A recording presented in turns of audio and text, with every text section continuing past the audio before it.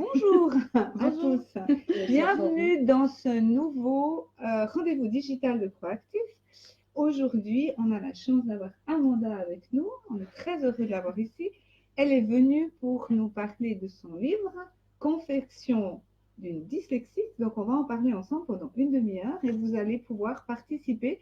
Si vous avez des questions, si vous avez des commentaires directement sur le site, ou alors aussi nous dire si le son n'est pas bon, s'il y a quelque chose qui ne joue pas. On a toujours notre équipe technique qui est là pour nous aider à nous dépatouiller si jamais ça ne joue pas. Donc aujourd'hui, Amanda Oriol vient nous parler de son livre. On a le plaisir ici chez Proactif d'avoir pu la recruter. Elle fait dorénavant partie de notre équipe en soutien scolaire, donc c'est une très bonne nouvelle. Mais tout d'abord, bonjour Amanda. Bonjour. Merci à toi d'être venue. Merci. Voilà. Moi, j'avais quelques petites questions, mais avant, peut-être vous dire qu'Amanda a fait toutes ses études ici sur Lausanne, sur Morges, et qu'elle part bientôt à Sion. Donc, elle est vraiment dans notre région. Hein, elle balaye comme ça toute la région. Et elle a ressenti à un moment un besoin, celui de pouvoir parler des difficultés liées à cette dyslexie. Alors, est-ce que tu peux nous dire pourquoi tu as eu envie d'écrire ce livre, Amanda? Oui. Eh ben, en fait, durant toute ma scolarité et les écoles que j'ai faites, je me suis retrouvée confrontée à certaines difficultés pour faire comprendre la dyslexie.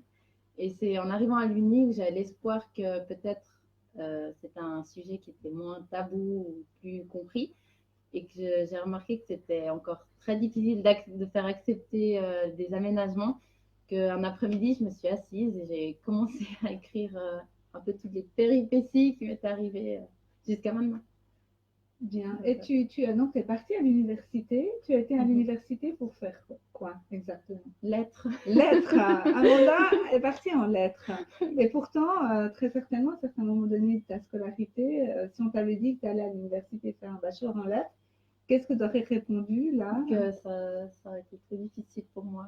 J'ai eu des gens qui m'ont dit, mais ça va pas être trop difficile, mais voilà. Je les ai pas écoutés et j'ai bien fait de pas les écouter. Tu as pu obtenir ton bachelor. Ouais. Est-ce que tu as fait c'est en 3 ans le bachelor ou c'est plus de temps ou bien? Alors normalement c'est en 3 ans, mais justement vers la fin je l'ai fait enfin il y a une option on peut faire prolonger un peu. Voilà, prolonger, puis je l'ai fait fini en 5 ans. D'accord, ok. Ouais, donc ne pas se décourager, hein. Le gymnase en 5 ans au lieu de 3 ou le bachelor en 5 ans au lieu de 3. C'est vrai que ça peut être utile, mais c'est vrai que ça permet d'arriver au bout. Oui. Bravo encore pour ce bachelor. Merci. Alors, on a vu un peu dans les différents passages, il y avait des choses que j'ai. Alors, juste vous dire que je l'avais lu en 2 heures. J'ai pris, je l'ai lu, je l'ai fini. J'ai beaucoup aimé parce que c'était déjà très facile à lire, c'est pas compliqué, donc c'est à la portée de tous les jeunes, même les jeunes dyslexiques qui sont encore un peu embêtés avec la lecture. Je pense que tu as voulu aussi un peu de manière simple. Ou bien. Alors, ça ne veut pas dire qu'il est simple, il est vraiment complet, riche, mais il est accessible. Et cette accessibilité, alors est-ce que c'est naturel chez toi ou est-ce que tu as quand même réfléchi à ce qu'il puisse être bien compris, intégré? L'idée, ça venait de mon éditrice. D'accord. Je voulais qu'il soit écrit dans une police différente. Oui. Et c'est elle qui a décidé, ou non, je voulais qu'il soit écrit plus gros. Qu'il soit plus grosse. Et c'est mon éditrice qui a dit, mais on peut choisir une autre police d'écriture qui convienne aux 10. Oui. Et du coup, on a cherché ensemble et elle m'a montré plusieurs écritures. Ouais. Et puis, on a choisi celle-ci. Alors, je vous montre un peu comme ça. Hein. Effectivement, vous n'arriverez pas à lire, mais ça vous donne une idée. Effectivement, la police d'écriture est importante pour aider à lire. L'espacement aussi entre les mots, entre les lignes, tout ça, c'est vraiment bien. Donc, on a un livre ici qui est facile à entrer en termes techniques dans la lecture. Mais on a aussi du vécu qui est juste posé comme ça, et ça permet de le vivre en même temps. Donc, on va parler un petit peu de ce vécu, si tu es d'accord. Oui. Oui. Le tout premier passage qui, moi, m'avait, alors, disons que fait réagir parce que sensibiliser ou en tout cas toucher, c'est évidemment un passage où tu parles de solitude et de difficulté. Il n'est pas très long, je vais le lire. On entend souvent ça hein, quand on peut avoir des questions de parents, des témoignages sur les enfants quand ils sont à l'école et c'est toujours très difficile pour eux. Et je crois qu'on ne leur donne pas assez la parole pour entendre à quel point c'est difficile. Donc là, je vais juste lire un tout petit passage. Et le titre, c'est « À l'école », le titre de ce passage. Il faut savoir que même avec du soutien, on se sent parfois très seul, parce que personne ne peut comprendre la vision d'un dyslexique. Un jour, en rentrant de l'école, j'avais dit à ma mère, « Maman, je préfère être aveugle, les gens comprendraient au moins ce que je vis. » Je parle de ce moment-là, c'est pour montrer à quel point certaines personnes m'ont fait du mal durant ma scolarité. Cette notion de je voudrais être aveugle, on l'entend parfois. Tu peux nous en dire un peu plus par rapport à ça? En fait, c'était une journée d'école spéciale où ils mettaient en avant certains handicaps qu'on pouvait rencontrer dans les classes. Et j'avais une camarade qui était sourde. Et du coup, il nous avait expliqué que s'il y avait une femme qui était là pour lui faire le langage, la langue des signes, c'était pour pouvoir l'aider à avoir le même niveau que nous. Et ensuite, on était parti sur les gens qui sont aveugles. Ils nous avaient fait des exercices. Et c'est vrai que c'était à l'époque où on venait, je crois, de découvrir que j'étais dyslexique. Et moi, je me voyais confrontée à mes difficultés. Et je me disais, mais personne ne pourrait les comprendre parce qu'on ne peut pas fermer les yeux et savoir comment les lettres se mélangent, Alors, c'était vraiment, je me suis sentie seule, ouais. C'est un handicap qui ne se voit pas, surtout que ce sont des enfants intelligents. Donc, toujours, on voit cette intelligence, puis on ne comprend pas pourquoi est-ce que ce n'est pas possible de faire quelque chose de simple alors que les autres y arrivent bien et puis que ces enfants intelligents n'y arrivent pas. Donc, c'est pas considéré par l'entourage comme un handicap, mais je vous rappelle quand même que c'est bien un handicap reconnu. Et effectivement, il est invisible, on parle d'handicap invisible, et ça donne pas mal de souffrance. La souffrance est un sentiment, est un mot qui accompagne, mais pas seulement les jeunes, mais c'est bien que tu en parles, parce que je trouve que les jeunes, il faut en parler, parlez-en le plus possible, pour que les adultes, pour que les politiques, pour que les enseignants, pour que tout le monde l'entende. Mais c'est la souffrance des parents et c'est aussi la souffrance des enseignants, parce que certains enseignants se retrouvent en situation de ne pas savoir quoi faire. Effectivement, cette solitude qui accompagne parfois ces moments difficiles. Dans le livre, j'ai lu aussi quelque chose qui m'a fait assez sourire. Il y a beaucoup de choses qui font sourire parce que c'est vraiment exactement ça, quoi. Vous pouvez que vous retrouver, tous ceux qui sont un peu dyslexiques, à n'importe quel âge, vous allez retrouver des trucs, vous allez dire, ouais, c'est exactement ça.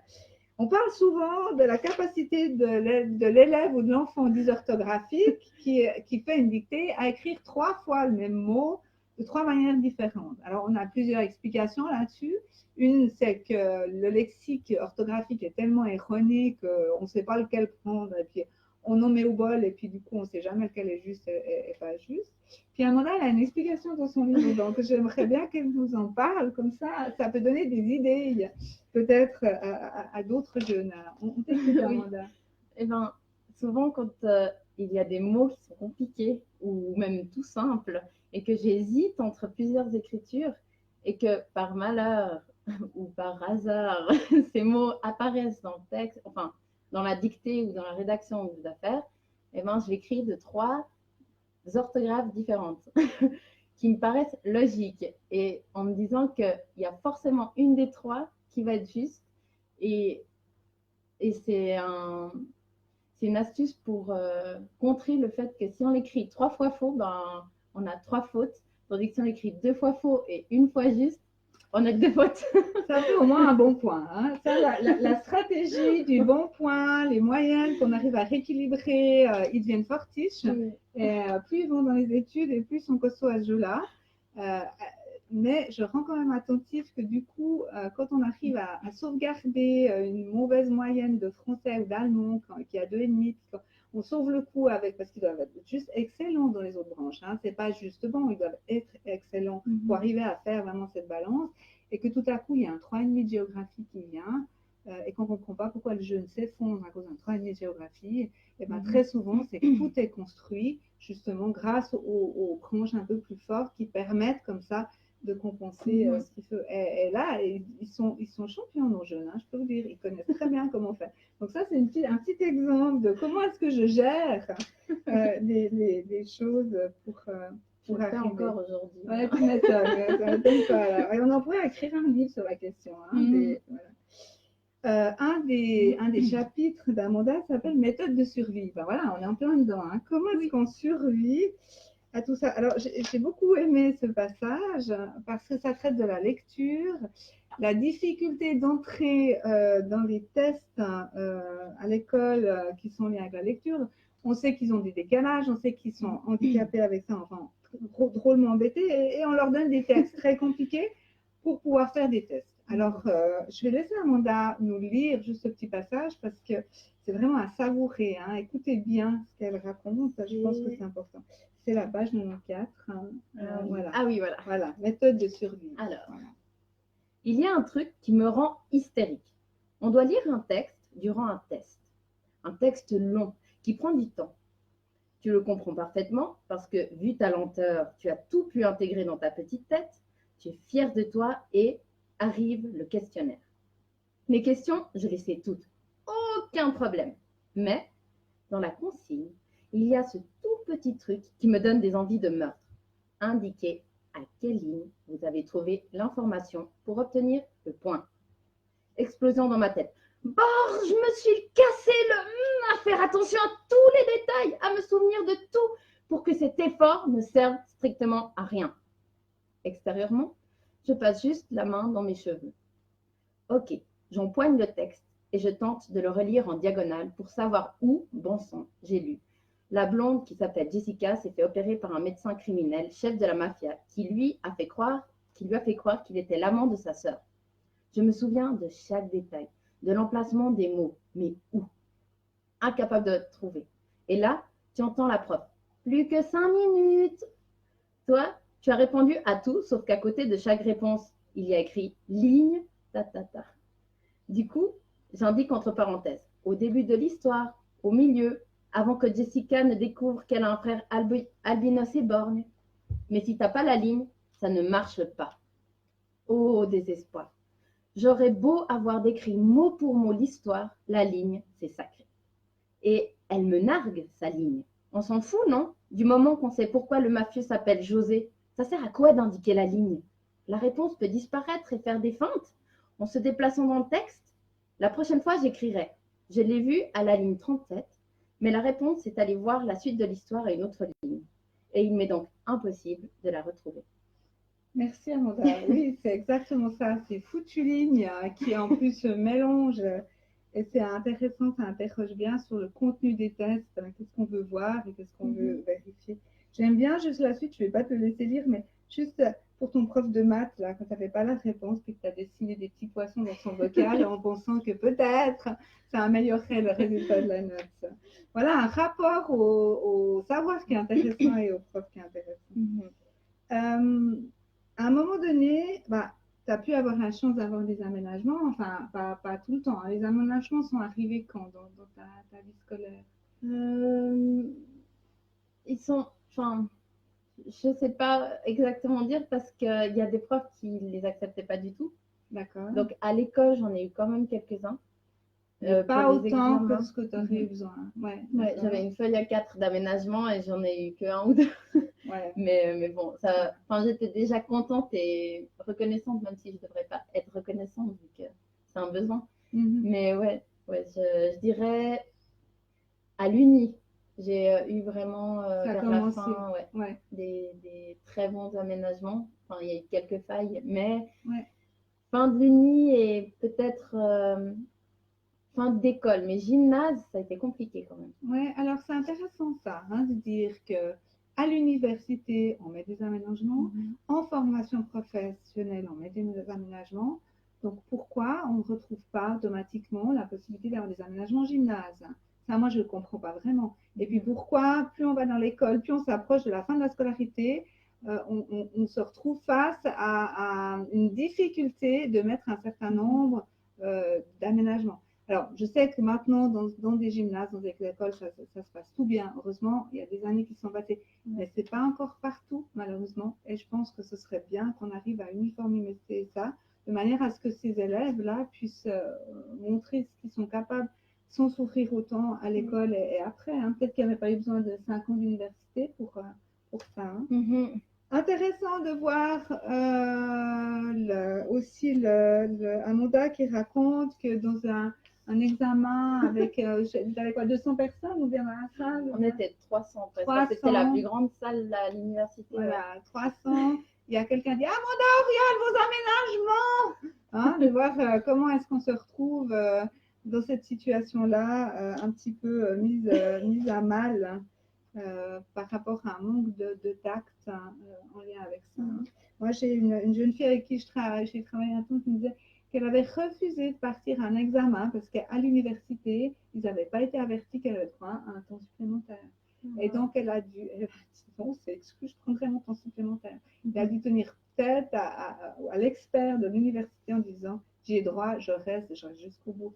Donc, c'est vrai que si on pouvait éviter d'avoir à les confronter à ça, ce serait vraiment bien. Mais ça avance partout, hein, vraiment. Maintenant, il y a les ordinateurs, j'entends. Oui, il y a pas mal de choses que l'Université de Lausanne sont assez ouvertes. Il y a une répondante pour ça. Les gymnases aussi, maintenant, hein, j'ai eu l'occasion aussi d'aller aussi dans les gymnases.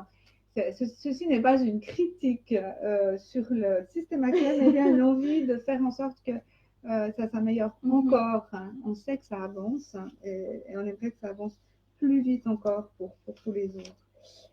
Quelque chose d'assez rigolo dans l'histoire où je me suis retrouvée alors complètement. Hein. Il y a longtemps que je suis plus à l'école, mais là je me suis retrouvée. C'est le nombre de fois où on dit tard pour bar. Je ne sais pas si vous voyez ce que ça veut dire tard pour bar. C'est se tromper de mot. Hein, faire des lapsus ou se tromper de mots. Et ce qui est juste excellent, c'est qu'on ne s'en rend juste pas compte. Hein. Donc, on va utiliser un mot et on va des fois même l'utiliser 2-3 fois avant de se rendre compte. Et là, il y a une histoire très drôle que je vous laisserai découvrir quand même, parce qu'on ne va pas tout lire du livre d'Amanda, mais où elle raconte qu'elle a demandé à son prof de conduite comment mettre en route le tampax. Au lieu du tampomate, c'est un tampomate et pas un tampax. Donc, elle raconte, voilà. C'est longue minute de ma vie. Ouais, je l'imagine bien ne même pas se rendre compte qu'elle parlait de tampax en train de raconter. Et ça, c'est quelque chose de très fréquent, effectivement, où on se trompe hein, de mots. On met un mot pour un autre. Soit on est dans le même champ sémantique et puis on prend le mot d'à côté, puis on croit que c'est le bon. Ouais. Hein, en grammaire, en sciences, en plein de choses, ça nous joue des tours hein, de se tromper comme ça. Soit alors c'est parce que le son est proche hein, et que quelque chose est mélange.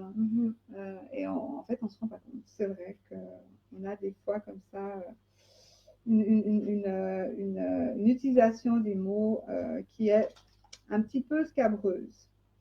Bien. Moi, je voulais juste savoir, quand tu as écrit ton livre, comment est-ce que tu as fait pour arriver en fait à faire un livre? Et ça a pris combien de temps déjà pour l'écrire? Honnêtement, 2 jours. 2 jours. 2 jours les premières pages. Prenez note, monsieur Dame. 2 jours, 2 jours les premières pages. Mais en fait, depuis toute petite, parce que je souffre aussi d'hypersensibilité, et ma maman m'a toujours dit d'écrire.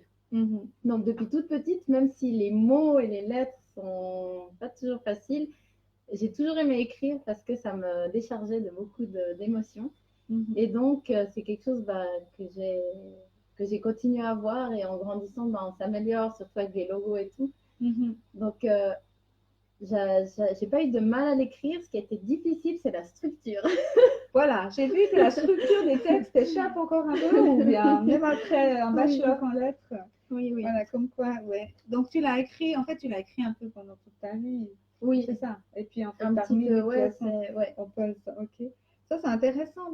C'est pas la première fois que j'entends justement ce témoignage-là en disant, même si j'écris pas bien, j'ai écrit et ça m'a fait du bien.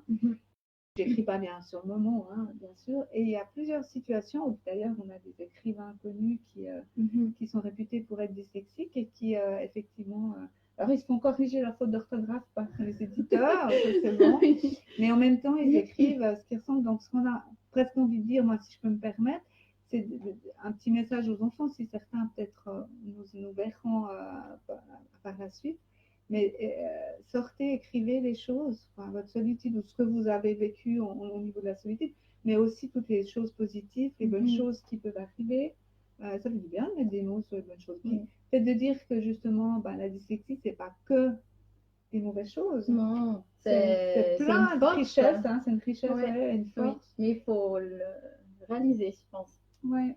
Parce que ça prend du temps. Il faut passer certaines étapes. Il faut mettre derrière certains apprentissages qui étaient casse-pieds avec tout ce qui va dans les échecs, enfin ce qu'on appelle les échecs, hein, attention. Justement, c'est plutôt de la construction de savoir, avait un autre rythme, un dyslexique a un autre rythme forcément, avec construit son savoir autrement. Donc, nous, on peut valider comme échec parce que c'est en termes de moyenne, en dessous de la moyenne, ou pas le résultat attendu. Pour un dyslexique, c'est pas un échec, c'est un début de construction. Et puis, voir des fois très solide, ça prend du temps.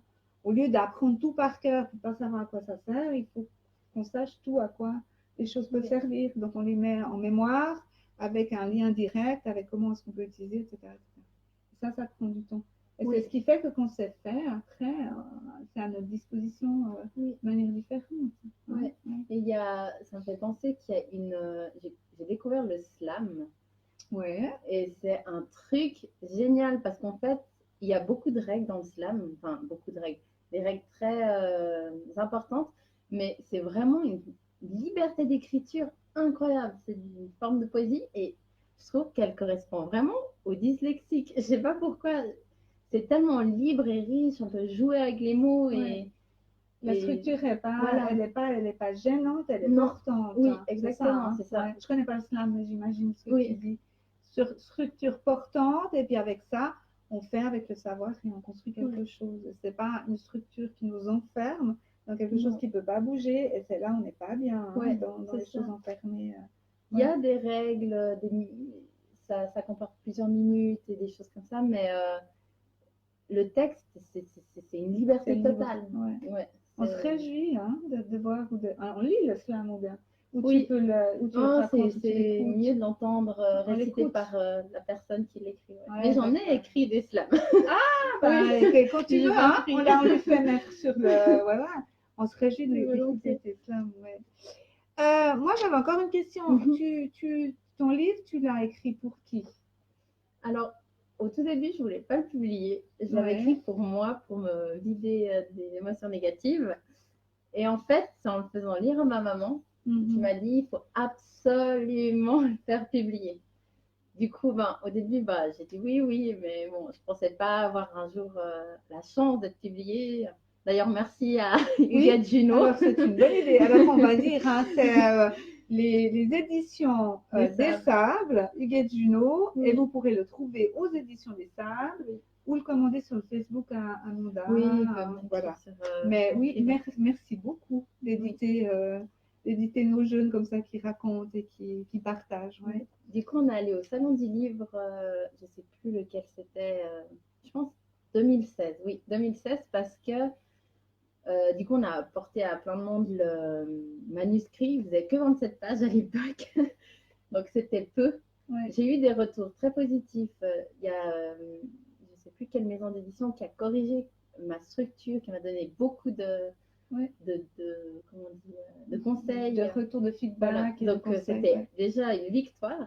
Et c'est que 2 ans après, à Noël en plus, que j'ai reçu une lettre de Huguette Junot qui m'a dit qu'elle avait été enseignante.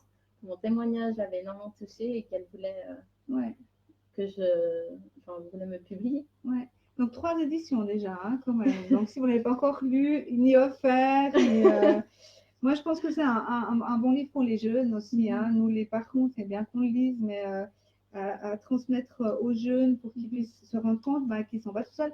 Et puis surtout qu'il y a des tellement bonnes choses. C'est vrai, moi j'ai beaucoup aimé le recul que tu pouvais avoir en regardant des choses qui sont des fois très mal jugées par les autres parce que mal comprises.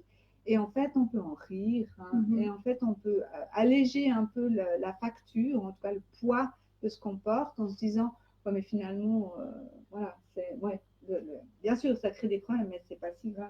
Et ce que moi j'ai, l'autre qui fait aucune faute, il l'a pas forcément. Donc voilà, lui pour arriver à faire ce que tu as fait, ben, il n'y arrivera pas parce qu'il ne peut pas écrire comme ça ou il peut pas. Ouais. Donc oui, oui, super. Alors moi, il y a une phrase que j'utilise beaucoup quand je croise des parents, que je donne des formations ou autres, parce qu'on pose souvent la question, oui, mais est-ce qu'on est toute sa vie dyslexique, hein? Et ben oui, on est toute sa vie, désolé, c'est comme ça. On est dyslexique et on meurt dyslexique. Après, c'est vrai que quand on sait lire, quand on sait écrire, quand on a appris à corriger son orthographe, quand on a appris à mettre derrière toutes ces choses qui au final nous embêtent, bah, il reste presque que des bonnes choses, hein, et vraiment des choses qui nous aident à avancer. Alors, de temps en temps fatigué, on va se tromper de mots. Là, je dis, on pourrait presque faire un livre là-dessus parce qu'il y a des choses très très drôles qui sont vécues avec ces mots. Voilà. Et en fait, j'aime bien ta dernière phrase parce que je trouve qu'elle reflète. Alors, je vais vous la lire. C'est d'accord que je dise la dernière. Voilà, c'est la dernière. Ça spoil rien du livre. Hein. Voilà, non, non, vous pourrez lire tout le livre en vous disant je connais la dernière phrase, mais j'aimerais savoir pourquoi elle arrive à ça. Parce que bien que je ne l'ai pas choisi, je suis toujours une autrement capable. Et je pense que cette notion de autrement capable, c'est vraiment cette notion. Moi, ça m'a tout de suite arrivé quand je me dis, mais c'est juste évident que c'est comme ça qu'on doit nous considérer ou considérer nos jeux, nous considérer toutes ces personnes qui vont amener des choses très utiles à notre société. Et heureusement qu'ils sont autrement capables. Parce qu'en étant autrement capable, ils peuvent voir les choses d'un autre angle et puis amener vraiment cette richesse indispensable à la société. Donc moi, j'avais envie de dire à tout le monde, ben oui, aux enfants, ils sont autrement capables. Et même si aujourd'hui, Amanda en est la faute, mais c'est pas la seule. On a tellement de... alors tout le monde n'écrit pas, hein, évidemment, voilà, mais on a tellement de possibilités de voir que même ces enfants-là, quand ils sont très fortement en échec, en difficulté scolaire, à n'importe quel âge, même à 7-8 âges, ou dans des périodes très difficiles, tout à coup, ils vont au gymnase, ça se complique un moment, et puis, ou en formation professionnelle, tous ces enfants, même s'ils sont grandement en difficulté, ont des possibilités de pouvoir effectivement arriver scolairement et en dehors du scolaire. Et ça, c'est sûr, ne perdez jamais espoir, même si vous avez l'impression que rien ne va, que les moyens ne vont pas, que ça n'avance pas, que ça va avancer et ça va être tout à fait possible. Et gardez ça en tête chaque fois. Je crois que c'est vraiment ça qu'il faut. Et puis c'est normal. On sait que les dyslexiques ont des problèmes encore à l'école, en formation professionnelle. Ces difficultés-là, ces moments-là sont normaux. N'oubliez jamais qu'ils sont autrement capables et que du coup, ça donne vraiment des résultats. S'ils peuvent s'épanouir dans quelque chose qu'ils ont envie de faire eux, hein, et qu'ils peuvent le faire, c'est juste génial. Quoi. On trouve toujours sa voie. Voilà. Hein, toi, tu aurais envie de leur dire quoi à ces jeunes qu'il ne faut pas perdre espoir, que moi, je suis rentrée tellement de fois de mes cours en pleurs parce que je me disais je suis nulle, je suis nulle, je suis nulle. Et au final, ben, on se bat continuellement, on se battra toute notre vie. Mais à chaque fois, la victoire est d'autant plus belle. Moi, j'explose de joie quand je corrige mes proches qui ne sont pas dyslexiques et je dis ah, il y a une faute d'orthographe. Des choses comme ça. Non, mais il ne faut vraiment pas perdre espoir et ça vient petit à petit. Les choses bougent. Ouais. Et c'est pas, on a l'impression qu'on est figé et qu'on ne verra jamais le bout. Mais il y a toujours un bout. Oui, et puis ça devient clair à un moment donné. Et effectivement, toute l'énergie qui a été mise pour intégrer des choses simples que les autres n'ont pas besoin de se batailler pour faire, et ben, tout ça, ça porte des fruits. Quoi. Autant dans les méthodes de travail, dans la persévérance, dans la résilience, dans la capacité de voir chez l'autre, pas ses mauvais côtés, mais aussi ses bonnes choses. Et tout ça, c'est une force pour l'avenir. Donc, quand on vous voit, on voit que vous êtes... belle et forte, et je sais que grâce à... ça a été ma plus grande victoire de réussir à trouver quelqu'un qui accepte. Mais super, bravo. Eh bien, moi, j'ai envie de vous inviter vraiment à le lire, ce livre, bien évidemment. Puis j'ai envie d'inviter tous les jeunes, tous les enfants, s'ils ont envie aussi de témoigner, s'ils n'ont pas tous la possibilité d'écrire un livre, évidemment, mais des fois, on a envie de dire des choses. On avait fait un petit film à l'époque qu'on trouve sur YouTube, c'est Étudiants 10, quel droit aux études. C'était des étudiants d'ici et c'est deux jeunes filles qui étaient venues me trouver en me disant moi j'ai envie aussi de témoigner. Donc si vous avez envie de témoigner, soit vous nous rejoignez sur Facebook, on peut se faire des petites soirées témoignages avec des jeunes, Non, mais dites les choses surtout, parce que je sais que les enseignants vous écoutent. Si un parent sonne à la porte d'une enseignante pour dire oui, mais ça ne va pas, parce que là, même si elle a raison, l'enseignante a de la peine, évidemment, à entendre. Mais quand c'est un jeune qui dit, Madame, j'ai ces difficultés-là, et si on m'aide ça, ça peut m'aider, souvent ils entendent. Oui. Ce qu'on disait, c'est que dans la réussite scolaire de ces jeunes, il y a tout le temps l'histoire d'un enseignant qui est passé par là, qui a bien entendu, qui a pu amener. Alors, n'hésitez pas à leur dire à ces enseignants parce qu'ils peuvent aussi entendre et mettre ce qui est en place.